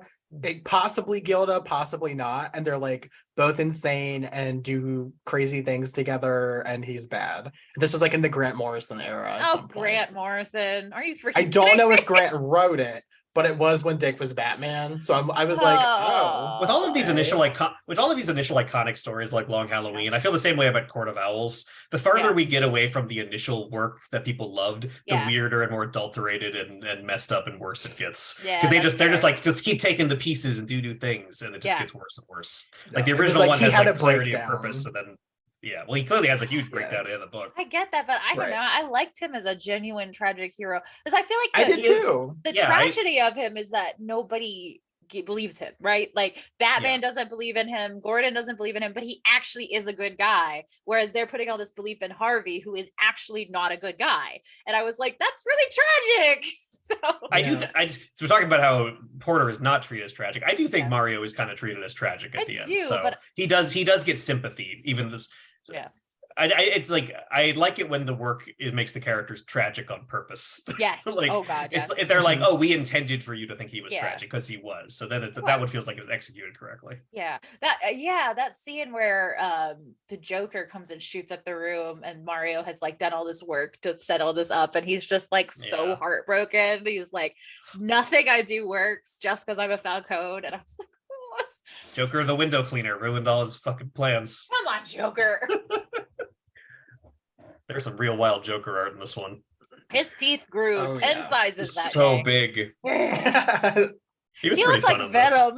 He really looked like Venom. There's one panel where the entire side, it's like looking over his shoulder, like the entire half of the thing is his face, like framing the action. I thought that was good. It is. I did think so. I do love that all of the word bubbles for each villain are very specific, except in the sewer scenes where it was so much different font. I was like, I just suddenly couldn't think of anything else but font imagining overload, being in that sewer and hearing everybody with their own gimmicky voice and just being like, oh my gosh, shut up. Like we got Mad Hatter talking like this. We got the Joker doing his thing. I mean, you probably get that with do you remember the animated series episode Almost Got Him? Yes. So that has all the villains talking in the same room. I feel like it's too much. You just are like, oh my God, everyone just speak normal for like 5 seconds. You're giving me a migraine. Impossible. I think I mentioned this last time. The Mad Hatter talks like that SpongeBob meme where he's like bent over. Yeah, he does. Every other letter is capitalized. Yeah. Wait, we didn't talk. I want to very briefly. The penguins of this, and he just says "wag" all the time, and all his goons also say "wag." They all say "wag." He was Waluigi. And he's also treated like he's a hot air balloon. Right. Because he's like in his panel, he's like tiptoeing like trapeze style on a chain to like get into the battle. I like him. I think it's good. And he also has giant teeth. Tim Saley was like sharp teeth. What if I just teeth all day? Just teeth. I can't draw a woman, but I can draw teeth. Sorry, Selena. I think Selena looks great. Selena's buff as fuck, and I love it. I know. I do actually like Selena. I was just dying at Porter, who is drawn like she is in a Tim Burton movie with eyes popping out. And at one point, I just sent a picture to TJ. She looks like she's turned her neck all the way around like an owl. That I remember that panel. That panel's fucked up. He's just like, is she woman or owl? Also, the size difference is crazy. Like, I assume she's supposed to be like a short person, but like Harvey is like 20 feet tall. She's like 4 feet tall. I died. I mean, I know it's clearly like not supposed to be realistic. It's like a creative thing because Bruce grows like half the time. But I get that it was supposed to be artistic, but it did crack me up multiple times. And he's just like a giant man. I think because Mario shows up in the first chapter to the pool, right? Yes. And he's in his swimming speedo, and Mario's very little, and Bruce is very big. It was so funny, and I do love that Porter. Her first line is, "I thought you'd be bigger." He's literally this towering man, and I was like, I like her. That's good. That's pretty good. She knows how to hurt a man. While having this conversation, I've had 2 live action castings in my head that I'm going to share with you. Okay. One of them is serious and one of them is not. So I'm going to let you tell me which is which. Ready? Jenna Ortega as Catwoman, as like a young Selena. Yes. My other one, live action Mario, Chris Pratt. Just kidding. That's the fake one. Anyway, you're welcome. Oh, Chris Pratt gets to play every Mario now. That's the rule. Okay, but no, Jenna Ortega. That makes sense. She'd be great. She actually looks almost too young right now. Right. She'd have to be like Gotham Knights on CW, but good. Yeah. That's good. That's Gotham Knights. I can't wait. Oh, she's got a good look. Can we talk about Calendar Man living in the wall? Please. I love Calendar Man living in the wall. It's my favorite thing. It's so nuts that he's so petty that because someone else has a calendar-based gimmick, he lives in the wall and gaslights them for months, whispering things and slipping him guns. It's also so funny.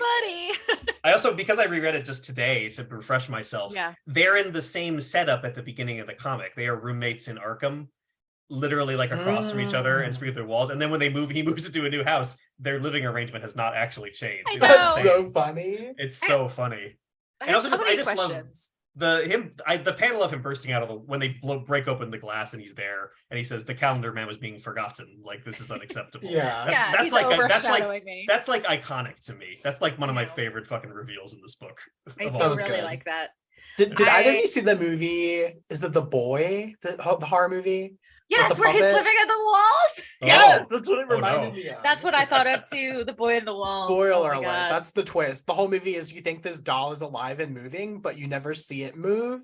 And then you find out at the end that this man has been living in the walls and comes out and moves the doll when no one is looking. This is genuinely one of my irrational phobias, is that somebody is secretly living in the walls. This is true. So I was reading this and I was like, oh no. And the person responsible for this was Sophia, right? No, I think Calendar Man's just doing Calendar Man just did it himself.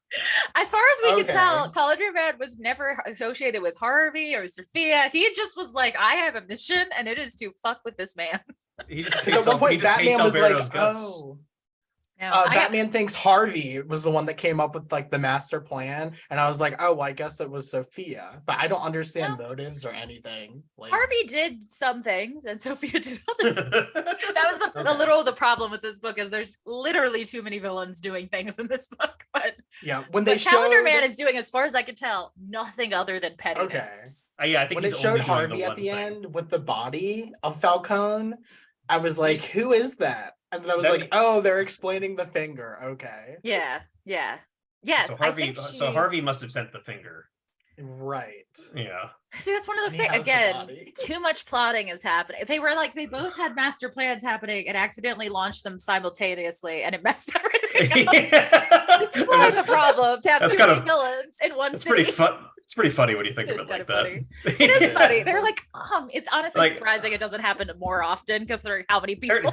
Those villains can't be coordinating with each other. We don't know that today Zeus is going to fly a big blimp through the city, right? I don't know. Maybe they have a shared Google Calendar. Like, Joker's got this weekend. Is anyone claimed next weekend? It's like a potluck. They're like, you can have this side dish, but I'm going to bring this. Have you seen that meme going around? It's like, behind every gay person is a more evil, even gayer person. That's how I imagine. That's Harvey. The Falcone siblings. They just get eviler and more gayer as the. You're so right. I was definitely thinking about Sophia is eviler and gayer. Well, Alberto is kind of coded gay too. Oh, absolutely. Oh yeah, he's the gay one with his purple, his lavender John Lennon sunglasses. Yeah, they're both so queer coded. That was an interesting little moment where he clearly chose not to kill Sophia when he had the chance. Like he didn't do it, which was kind of interesting. I actually think he was serious about not being bad anymore. Like, because obviously we realize he was like being manipulated, right? Like by Calendar Man. But I think as far as we can tell, he really was trying to just live his life. And I was, again, another tragic character. Like he kept getting pulled back into things. I guess he accomplished what he wanted to with the murders in the first book. And so he doesn't plan. He's not a serial killer. He straight up just doesn't plan to do more murders. Yeah, like those were the murders he wanted to do. And he's like, that's it. No more murders, done. Yeah. I did a murder as a treat, and now I'm done. Yeah, well, he's so put upon in the first book. Like you sympathize with him. Like his father is treating him really badly. It is hard to be the gay son of a homophobic dad. Yeah, like I was on his side in that book until you find out he's killing people, of course. But even then, Oh, he's the justice system says he's fine, is all I'm saying. Oh, God. That scene where Harvey, going back to our earlier conversation about, mental health and Batman's opinion of it, when Harvey does all this stuff and kills Sophia and whatever, and then swings away going, I guess there'll be no not guilty by reason of insanity plea this time. I was like, God damn. Oh, boy. I will say, if you're interested in that idea of how Batman feels about like mental health and rehabilitation, there is a really you say good Arkham Asylum, I will. No, I think it's Americo Tamaki wrote an annual for Detective Comics within the last year or two, and it's setting up the Arkham Tower storyline, but it's all about how Batman feels about it, and then how Dick feels about it. And Dick is more like, no, they need to get help so that they can be rehabilitated and put back out into the world. That's actually really cool. I think you would like it. I think I would too. It is wild that anyone thinks that Arkham's helping anyone at this point, because how many other doctors have turned out to be serial killers? Yeah. Let's see. There was Harley. There is what is his name? I'm blanking on the doctor. Simon? Oh, Hugo Strange. Hugo Strange. Oh, Hugo Strange. Yeah. Literally, and then in Arkham, there's just randomly evil doctors in that book. So Arkham. I mean, who's signing up to work at fucking Arkham? That's fair. Yeah, there's people who have no other choice and perverts. Right. There's a 98% chance that you will be murdered or turned to the bad side. Sign here. What about Chase Meridian? In reality, honestly, in reality who would work at Arkham? This is about to go dark, but real guys, interns. It would be interns. Yeah. College students. Gotta get that Arkham credit on my resume. Yeah, man. I mean, look, there's a high chance of death, but I gotta graduate. So that would be such a good comic. I need a webtoon about that. You're right. And the psych interns working. DC's making webtoons these days, aren't They're they? really good. Have you read it? Yeah. They're amazing. No, I think I briefly looked at the one that's the Wayne family. I looked at the Wayne family one. There's a Marvel one too with Hulk and Wiccan. What are their names? Yes. Hulkling and Wiccan. Yeah. So put some respect on their names. Yes. You've gotta read Wayne Family. It is the best Batman story that's ever been written, hands down. It's it's very fun. It really is. I love it so very much. Fun. It's definitely it understands every character exactly the way that you would want them to be understood. It's just beautiful. I love it a lot. Noted. Yeah. I guess my last question in terms of the plot is, how did you guys feel about Sophia being revealed as the killer? Did you find it surprising, or did you see it coming? I don't think anything can be seen coming. The plot would have to have made slightly more sense for that. But it was surprising. I think it was surprising. I don't know, but I had no clue who it was. It was not at any point I was like, it was this person, because I didn't think it was Harvey. So I don't know.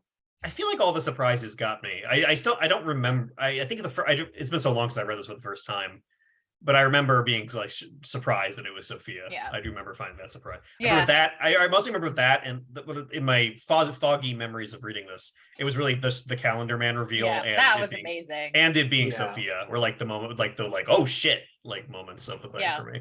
Yeah. Yeah, the gaslighting of Alberto was maybe the best part of this book, to be honest with you. It was good. The panel with Calendar Man in the wall was a great reveal. I also love the Calendar Man is being forgotten. It's so good. I loved Harvey Dent's fake trial scene too, which is my actual favorite scene. And when he's like, you didn't have those tattoos before, just like some people can change their tattoos, they can also change their motives. And I was like, okay, Harvey, that's a bit of a stretch. He's doing prosecutor stuff. He's like, look, I've seen Law and Order. The Sophia reveal shocked me, but like you were saying, Chris, I didn't suspect anyone in particular. So I didn't see it coming. But the fact that she was in a wheelchair, there was 2 different points in the book where people didn't believe her that she was paralyzed. That's true. And they were trying to force her to move or taunt her into it. And I was like, this is a weird thing to do once, let alone twice. And there wasn't a payoff to it. So then once we had the reveal that it was her, I was like, oh, okay, this is the payoff to that. Right, because let's never forget, the Joker is always right about people. That's one of the things that he's right. He's not Sophia's commitment to the bit is also unbelievably. She was gonna let him shoot her. Both Catwoman and Joker in different scenes almost threatened her physically, seriously. Sure, but if I was true. her, I would just assume Catwoman wasn't going to do it because she doesn't. But Joker was probably going to shoot her. He probably was. She really gambled. She's like, well, we're either going to go down this bit or we're not going to. They would have never figured out who it was. Yeah. You're so right. It would be the only cold case in Gotham. It's just the Wayne family murders and the only cold cases in Gotham. It's so unsatisfying. The Joker would think it was very funny. He would. He'd be like, I forgot from the first one that the Wayne family murders were unsolved, because in my mind it's Joe Chill. See, I wrote a note about that too. Yeah, it's that's a much in later. universe. There's a much later invention, the Joe Chill thing. That's not in Well, me. Because for a long time, I researched it. Okay, please tell me. Joe Chill was invented in like 48. Oh. It was a long time ago, but then it got like retconned. Oh, okay. And so I don't know at what point this came out at, but Yeah. at some point, I guess they just decided not to go with that. Yeah, well, okay, I didn't realize it had been, but the retcon lasted a very long time before the Joe Chill thing came back, because it was. Or you know what? This could have been set chronologically before Joe Chill was introduced. I don't know. It's not like I've read these comics from 60 years ago. That's fair. I don't know. But at this point, I guess they made the choice while writing to not include Joe Chill, or to at least have not be found yet. I mean, it makes perfect thematic sense for it to have no thing, because it's the one thing Batman can never solve. Yeah. So his hunt is endless. I kind of like it better when he doesn't know, to be totally honest. The Joe Chill thing is kind of unsatisfying in my opinion. I agree. Yeah. The only reason I really like it is because Three Jokers did a really good plot line with Joe Chill. Ooh. So like, I haven't read that one. It's hard to talk about it without spoiling it. Okay, we'll have to read that one on the show. I think somebody could do. I'm sure someone could take it and do something interesting with it. But as just the sort of like Gotham is crime world, like it really doesn't matter what random criminal shot his parents. Yeah, like the whole town is criminals. Right, like, Gotham killed them. It doesn't. Effectively Gotham killed them makes more thematic sense. That makes sense. I agree. I'm with you on that. Yeah, I don't know. There are so many crime families in this story. There are literally so many. There's the five. ones coming from Chicago. There's exactly 5, because they're like they kill all the heads at the end. They do. All crime has been murdered by the end of the story. It was 3 too many. It was true.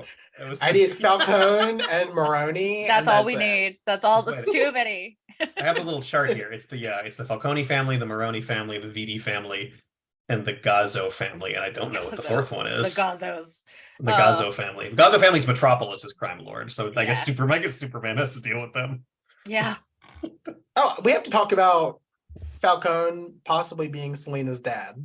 I mean, that's like straight up confirms. I was gonna say that is a fact. I don't know. Well, she doesn't know for sure though, because she's like, "Oh, I can't prove it." Yes, but it is a fact. Like that's eventually becomes part of her story. But I don't know if that has stayed part of her story. I'm not really sure, because she has been subject to many a retcon as well. Yeah, I don't know. It hasn't been mentioned in a long time, as far as I can tell. That wasn't a thing in like the Batman, was it? No. Okay. Wait, it was. Did they imply that in the movie? I thought they didn't go into it, but she's hanging out there, and there's like a implication. She confronts him, and she calls him dad, and then kills him. Right. Remember? Oh well, there you go. My bad. They even when they just adapted the Long Halloween into animation, they confirmed it in that too. Yeah, which was like surprised me after reading Long Halloween. I assume that it's this spinoff where it gets confirmed, because it feels like they were leading up to that. Yeah, definitely. We have to read this so we know at some point. Yeah, I'm really curious about it now. I should look up what that is. And I've never read it. I've actually never read a Selena focused book, so that should be interesting. The Tiny Howard ones that are coming out now, or just finished, I think, are really good. I love them. Yeah, they're really, really gay too. Really good. Ooh, yeah, they are. Selena is bisexual. It's confirmed. Yeah, they have like her old love interest who's a woman. She has like a gay best friend. She's dating a dude who's like possibly non-binary. Ooh. Like it's pretty fun. Yeah, she's Poison Ivy's ex in the Harley Quinn series, right? Oh, yes, that's right. I think they like hooked up, and Poison Ivy was like super into her. And then Selena is now very annoyed by her and finds her pretentious. Yes. That was so funny. I love that show. Oh, it's so good. I almost mentioned that as one of my favorite Jim Gordons, by the way, at the beginning. That's a very, very funny Jim Gordon. He's amazing. He's so entertaining. His fucking failed political run. Jesus Christ. He's so funny. So funny. Him making friends with the comic books for that show are hand. really good. Oh, okay. Yeah, they are. I hope they never stop making seasons of that show. Me too. I'm so excited for the next one. Yeah. I have some other scattered notes if I feel like we're running. Please. What do I got here? I was looking at mine too. I got it's hot, says Selena hotly. I know that was so random. I like that the Falcones had electrified their balconies as Batman deterrents. And then it worked. That was funny. It did work. It stopped them. They found like a stray grappling hook. Although I think that might have been Selena actually, because it was like a regular. Yeah, which one of them had the burn? Because wasn't it Batman or was it Selena that had the burn? Because one of them had the burn. Okay, Selena so it was her. Because it was like a very old school grappling hook too, so it wasn't like a gadget. It was like I was gonna say because later on it's clear she did grab the thing because she has the burn on it. Well, later on when he's talking to her, that makes sense. She's like, whoop. That does confirm that. I liked when Riddler made a Riddler signal. I thought that was good. The way that Batman breaks it because he's so pissy about it. He's like, no, you don't. You do not call me here this way. Honestly, Riddler was a delight every panel he was on screen in this comic. I enjoyed him the whole time. He was I like when Riddler's right. He told himself a joke to make himself laugh at the end. And then he cries laughing. He has a literal tear and he's like, that was funny. He's just a benign. He's not doing any crimes. He's just a benign weirdo in this book that Batman harasses for answers. He genuinely helped because the man can't not solve a crime. I mean, a riddle. Good. Okay, I think I lost the thread a couple of times of what the Hangman game was. So I wasn't even trying to solve it as I read. The Hangman was between who and who. They said at the end it didn't. Matter. It was that Riddler was wrong, that it didn't have to be two people if you weren't playing the game. So it implies there was only one person. So it was Sophia. Was she trying to make it look like there were two people? I don't know. I just know Batman. That's what Batman says at the end. I know, but I didn't realize that was him saying there wasn't two people playing. I was confused. So I did realize that he said that they played it wrong and that there were letters that were just not even guesses and stuff like that. So I did get that, but I was like, but what was the point of it? Yeah, all that kind of stuff. I think I got like 50% of it. And then I was just like, okay, whatever you're telling me now is what I'm going to accept until you tell me something different. Fair. But I get that Dick solves it and it says 9 are innocent instead of none are innocent, or 9 are safe. 9 of you are safe. Who were the 9? What? I don't know. Who were the 9? They were killed. So who were they? Because the 9 people were dead, so they weren't safe. I'm so confused. Yeah, well, let's see. I actually have that page up. Please do. The 9 people that are safe are if there's 9 pictures on screen. It's Sophia, Mario, Alberto, who Sophia ends up dying, and Sophia ends up killing Alberto, so that was a lie too. Mm-hmm. But Mario doesn't die, and then Umberto Moroni, Pino Moroni, and Zuko. Oh. Zuko was not killed by the crime family. He was killed by a heart attack fighting Robin. It's very scary when a small child leaps at you. I might have a heart attack. I know. He's scary. Yeah. A little boy in really short shorts is like, my God. Cool. Well, and the build-up to the heart attack was, he's fat. He's fat. I know. Fatty McFat fuck. And then he has a heart attack and dies. This comic did not love fat people, did it? It was like, oh God. I don't know if I said this last time, but Sophia's last name, how do you say it? Is it Gigante? I would say Gigante, not checking at all. But it's a gigantic and she's tall thing, and big. And she's very big. Yeah. It's it reminded me in Star Wars how there's the fat guy is named Porkins. Oh. It's like that. Oh no. No, you're so right. Yeah, that's clearly the case. That's so sad. I don't even remember any other characters that are members of the Gigante family. I don't think they show up. No. The gigantic They're all family. giant. The huge family. Welcome Very large family. Welcome to huge family. We're all big here. Oh my God. Oh. We briefly mentioned this, but the part where Porter said, "Now I'm all wet too," Did that shock you? Because I like spit it. If I was drinking my drink, I would have spit it out. Like, what the fuck? Because usually we read into things, and so I had to go back and make sure I was right, and it really was there. And I was like, "No, she said it." Ma'am. I mean, hey, I guess we have confirmation that Harvey Dent is a good lover. Yeah, it's really doing it for her. She literally, he shows up and her panties are wet. Yeah, I mean, I know he's she literally died, wet but from the sewer, and she's like, and now I'm wet. at least she got some good Two-Phase D before she died. I guess there are worse ways to go out. What else? Bruce at one point had a training montage where he appeared to be chaining himself underwater in the pool. Which seems extreme. I did love, his brief stage magician training. Yeah, I guess that's how he stays in shape. Wow. Practices crawling down the chimney. That was which funny. was so goofy. It could happen. Alfred with the sweep. I know. I loved so this comic is frequently referenced in fan fiction because every fan fiction about Dick Grayson ever is like, and of course he swings on chandeliers all the time. He just hangs out on them. He's just chilling up on the chandelier. Did this create a Dick Grayson hangs out on chandeliers zeitgeist in the fandom? It did. It has lasted to this day. That is weird. There's one panel of that. And well, they have a whole conversation about it, right? Where he's trying to get him down. I do love that Alfred's like, it's not that I don't trust you. I don't trust that chandelier. You are a whole child. Yeah, he'll be fine. He can backflip all over the place. He'll be all right. But that chandelier is coming down, dude. Another Robin thing I did really like was Batman like says, "What are you wearing?" looking at Robin, which I think is objectively funny because he's dressed like a bat. I know, right? Like he's really gonna make fun of this child. And he tries to talk him out of the yellow later. He's like, maybe we wear a different color, and he's like, no. Robin's like pictures of the drawings of his costumes. They were like Batmite, Batboy, Batty. Oh, that's really cute. They were really cute. I also loved that Jim Gordon's kid at the end goes trick-or-treating as Batman. That was so cute. I didn't even know. Because you see him at the end, he has because it made me literally stop because I had to figure out what had happened. He has a like little child Batman in his lap, and I was like, oh, that's his son. Oh. Yeah. Where did this bat child come from? I know, right? He's fallen asleep and he's laying on Jim's oh, legs. You're right. Yeah, that's very cute. I know, right? It was adorable.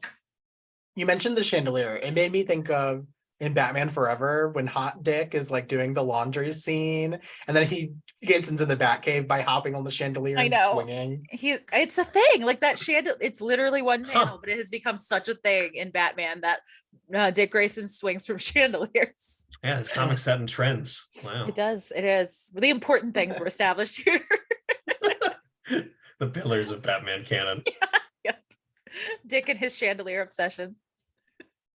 Well, if you guys had to rate this book between 1 and 5 batarangs, what would you rate it? I'd give this a 3.5 batarangs, I think. Me too. I was gonna say 3. I mean, I had more fun talking about it than I had actually reading it. The thing that pushes it higher to me and makes me almost give it a 4 is I just love this art. I still just really love Tim Sale, who is now unfortunately the late Tim Sale, passed away last year. Yeah. But there are just some panels, especially when there's literally no writing going on, where it's just these like beautiful, like these moments are iconic. Yeah. Like there's so many like images from this that I just remember that actually like enhance the storytelling like way far beyond what the words could do. Like I think that stuff is perfect and iconic, and there's almost no other artist that draws like it. I agree. So the art elevates all our very valid problems with the story. Yeah, no, I agree with that. Yeah. Yeah, I think that's a solid rating. And I also think that we did learn a lesson for the long Halloween, and there's no like multiple panel blocks of text in this one. This one I couldn't remember if this one felt easier to read. It was easier. Like it was less dense than the first book was. The last one was like, what if we just have a lot of exposition? And this one was like, no, we'll show you what's happening. And was it more confusing? Sometimes yes, but I will take more confusing to not read multiple pages of text. That's fair. Totally fair. Yeah. No, I think I rated Long Halloween 4, and this one, like I said earlier, like I liked it a little less by the ending, so 3.5 feels fair to me. I think that's fair. Yeah, I think I'm a 3 because I had a lot of problems with it, but I didn't hate it as much as I thought I was going to at the beginning. So yeah, I'm forgiving a multitude of sins for sort of classicness of it and the art. Like if this were a brand new comic with like different or generic art, I would be just fucking demolishing it for these things. For everything involving Porter and the female characters and the confusing history. Like, yeah, 100%. Like I said, though, there was a really good book in this that I wanted and that I felt like they almost did. This would be a fun one for someone to retell. Someone maybe with a little bit more nuance to retell this story. I think would be kind of really interesting. I'd be here for it. I could see a little editing, a little reshuffling. You could really make this thing. I could see a Tom Taylor Dark Victory being really good, or a Chip Zdarsky, or Matt Tomlin, who did the Batman Imposter. I could see that being a really good writer for this. Yeah. Just give me. I want that Porter plotline with her challenging Batman and the corrupt cops being killed. Like, I want that story really bad. I think it would be really interesting to tell now with current sensibilities. Yes. Yeah. That would be really good. Yep. I'm on board. Why was this called Dark Victory? I just had a question pop that up. Feels like a Batman name generator title. Like, it does.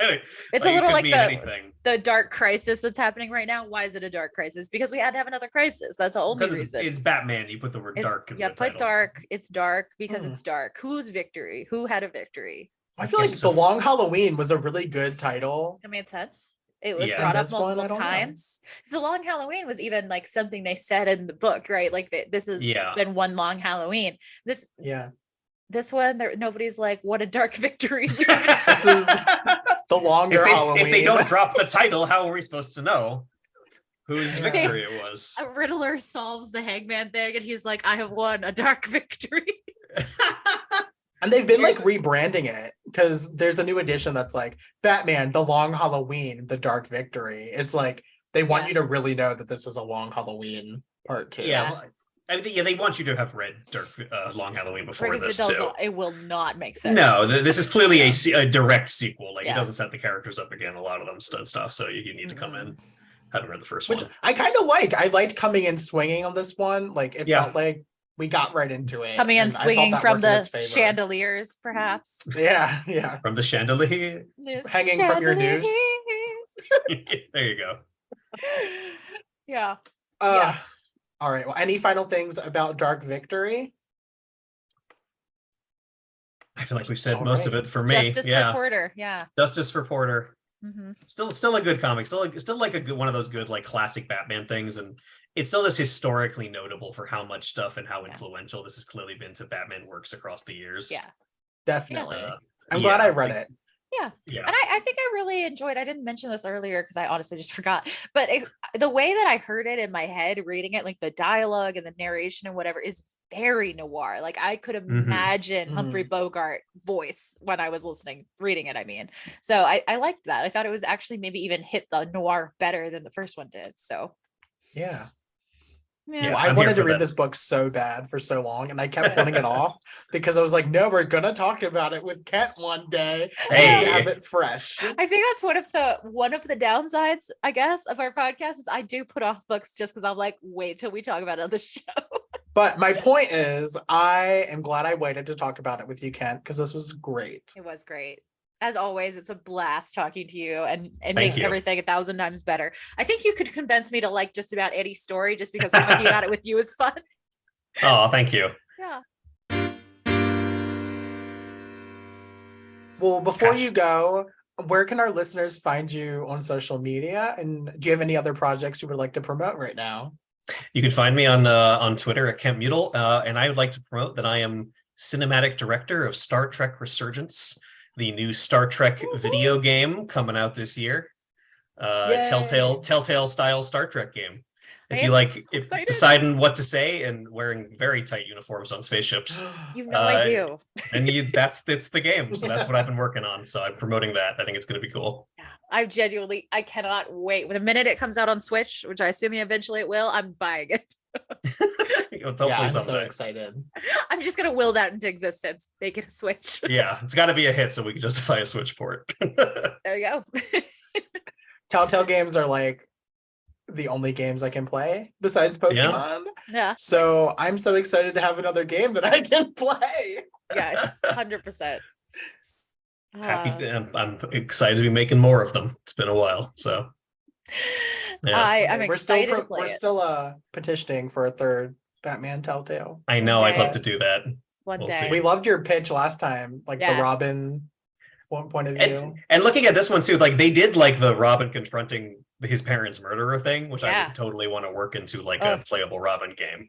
That'd be like that great. feels like the scene, you know, like there's something there. Yeah. Do you save him from the heart attack? Do you let him die? Do you dance mockingly over his body? I mean that's even like that moment is a good setup for like a Robin who then gets to choose who lives or dies in later scenarios, right? Because it's like, oh, my actions basically inadvertently caused a murder. Yeah. You know, I have that to live with forever. Anyways, you could go places. Yeah, I agree, and I love it, and I want to go those places. So make it happen, world. Yeah, I have a very quick bonus round idea you guys could do or not do. Okay. Because I feel like you're the people I would like to talk to about this. I wanted to mention how many things in the Batman were clearly referencing Telltale Batman. Yes. Please. Okay. This is just real quick as I have a little. Okay, so first of all, I think it's incredibly flattering that Telltale, like the Batman, is referencing Telltale Batman. It is as if it's just another great work in the Batman canon, right? Like because it is. We were referencing shit like Long Halloween and Dark Victory, and now it's like, oh my god, something I worked on is being referenced. And it's almost we saw wild. those too, by the way. We like commented on it in the theater as we were watching. Is this about the dad being evil or a bad dude? That is definitely one of the things. That's, it was in a lot my of mind, that's the first thing stuff. I think of. Yeah, so the dad being evil, I think he was, I'm gonna forget the details of the Batman, but that was clearly from Telltale. The Alfred has lied to me scene, like exactly like our game. Alfred knew about the stuff. However, they like resolved that tension almost immediately. Like one scene. True. But it was the scene where Bruce talks to Falcone while Falcone plays pool. We literally did. That was our visuals in that scene. It was literally in our game. I was like, oh my god, what is happening? Falcone gets shot before he can reveal dramatic truth. That also happens in our game. He got killed in the hospital in our game. Yeah. They had the high-tech contact lenses that was in Batman Telltale Season 2, which I know about because that was my idea. Like I needed a way to justify that he could see Bat UI. Yeah, I love that. The Falcone pool scene. Let's see. At one point, they literally had the opening shot of Batman Season 2, which is Batman's head kind of rises up into the frame. It's the back of his head over the city, which is like in sunset. I'm like, that's the same shot I did. I love it. And this is more twisty, but I actually kind of thought Riddler had a similar backstory to Lady Arkham, where Wayne neglect had sort of created an institutional problem that the Riddler suffered from. And made him into a scary masked villain. I thought that too. Yeah. Anyways, that was interesting. I just wanted to say that we're somewhere it's where it's recorded. I'm still not over Lady Arkham. That reveal gave me really big trust issues. It's so messed up. It's really changed how TJ views Vicky Vale every time she comes up in things, and I keep being like, it's not like this every time. Like I don't trust her still. Well, she's doing something. And I was like, no, she's not. This is an old comic. She's just a woman in it.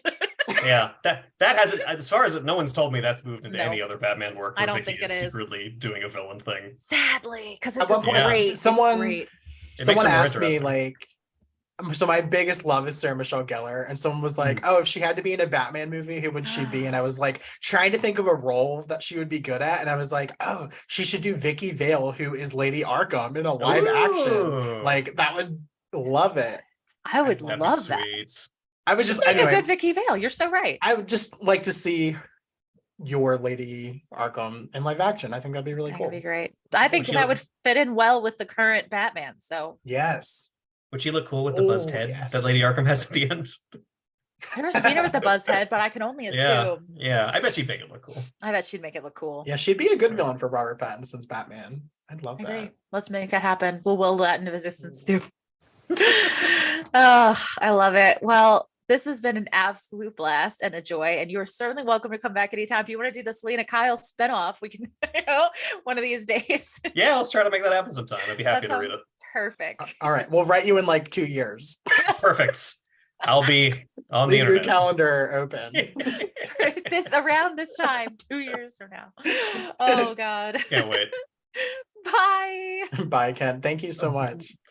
So next time on the podcast, it's finally time for TJ to read Batman Eternal. Yep, we've made it to episode 25 / kind of 26, because this is going to be a 2-part episode where we're talking about Batman Eternal. It's a big beast. It is a honker, a bit of a doorstop, and we're reading all of it. All of it. So part 1 is going to be issues 1 through part 1 is going to be issues 1 through 26, right. And episode 2, part 2, will be 27 through 52. We're reading it all. So much. And who are some of our special guests for this episode, Chris? We are going to have amazing recurring guests, Bronwyn Kelly Say and Stephen Layne. Woo woo! 2 of our favorite people. So I'm so excited to have them on for a monumental episode. Stephen was on for our 10th episode, which is another landmark. So, I'm so excited to, I kind of revisit this because I tried to read it once before and couldn't get into it because I was such a newbie. Yeah. So I'm excited to really get into it and just have fun with all of you. And people who know the deep lore of our show know this is the first Batman comic I read. So I'm excited to go back to it too. Yeah. So be on the lookout for that. And we have a special anniversary celebration with awards coming up too, where we'll have a bunch of past guests and announcing the winners of the Twitter polls that we did last month. Exactly. So come back and celebrate with us. Let's dig deep into this honker of a story with some of our favorite friends. Thank you for listening to the Gotham Outsiders. You can find me, Chris, on Twitter at The Myth of Psyche, where I talk about feminism, psychology, and Batman, of course. But you can also find me on my new show at Thirsty on Toon, over on the Talking Comics feed, where Bronwyn and I review webtoons and drink wine, and also review romance novels. You can also find me writing reviews at talkingcomics.com, and I am now accepting consulting clients. So if you need someone to do sensitivity reading or consult on psychology or queer identity, I'm your person. You can also find my co-host TJ at Troyfin2 on Twitter, where I talk about books, gay things, gay books, and all sorts of things, including Batman pretty often, way more than I used to. And I recently became an official librarian, so you can find all sorts of book reviews that I post just for fun, a lot of advanced reviews of books that haven't come out yet. So if you're looking for a nice gay read, please hit me up. You could also find me talking on other podcasts just here and there if you search my name on any podcast service provider that you listen to. And you can find us both talking about Batman all the time at the Gotham Outsiders. So join us next time. Same bat time, same bat place.